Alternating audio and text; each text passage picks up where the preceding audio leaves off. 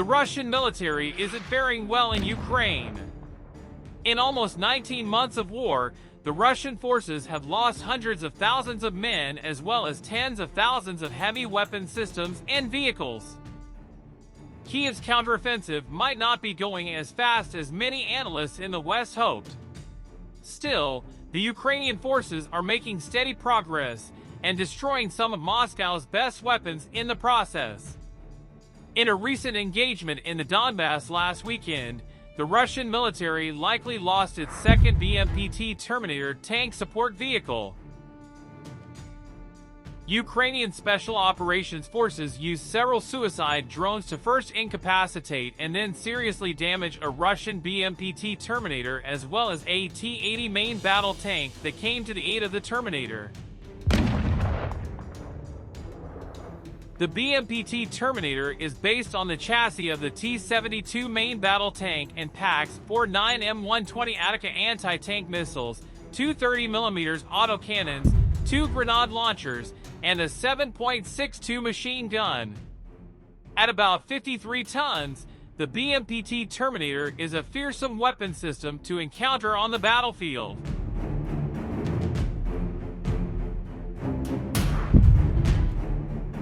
The BMPT Terminator is designed to support main battle tanks by taking out anti-tank positions and infantry, thus paving the way for the tanks to either engage enemy tanks or provide fire support.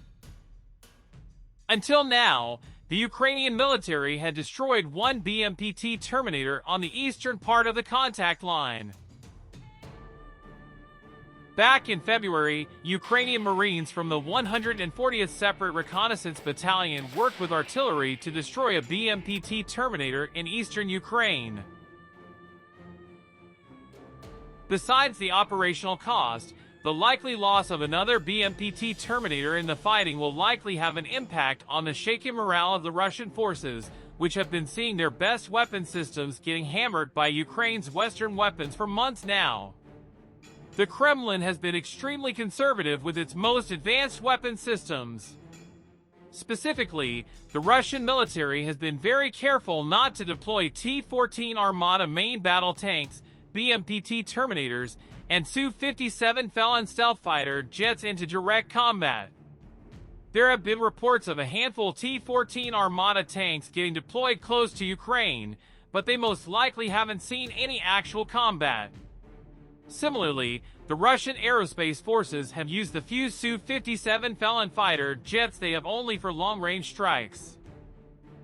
The BMPT Terminator is the only weapon system that the Russian military has felt confident enough or desperate enough to throw into actual close combat.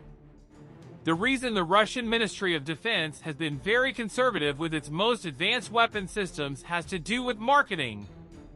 The Russian defense and aerospace sector is one of the biggest in the world, even with the war in Ukraine.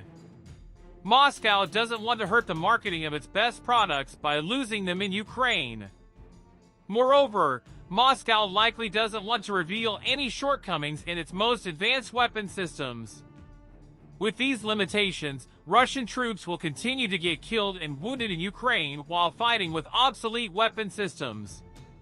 It is often said that the crews of a tank never knew what hit them when their vehicle is destroyed in combat. That is probably true if the hit comes by way of an artillery strike, or round from an opposing tank, or a man-portable anti-tank weapon.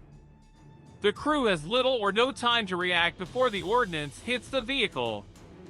The same isn't exactly true, though, when it comes to first-person view, FPV, loitering munitions, more commonly known as kamikaze drones. In many cases, the crew can hear and see the approaching vehicle. Destruction and likely death come too swiftly to be evaded, but slowly enough that the final moments are of absolute terror. This week, a Ukrainian FPV kamikaze drone struck a Russian tank, reportedly in southern Ukraine. The action was reportedly carried out by units of the Ukrainian 23rd Separate Rifle Battalion. A nearly minute-long clip showing the loitering munition as it tracks and hits the tank was shared by Ukrainian front. Both sides use loitering munitions in the war in Ukraine. Russia's Lancet drones have proven to be one of the Kremlin's most successful military platforms, and they are a menace to Kiev's forces.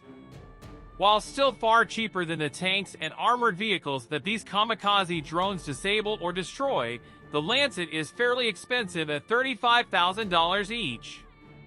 Ukraine went in another direction. Small teams began to modify racing drones into efficient weapons that can destroy a tank or other vehicle. Kiev had the early advantage in the UAV arms race due to its culture of small tech startups, but Russia is catching up by employing its own artisanal drone makers, Forbes reported this week. So far, the kitbash Russian FPV drones have been cruder and smaller than their Ukrainian counterparts, but that is rapidly changing. Meanwhile, Zala, which produces the Lancet, has announced plans to triple production.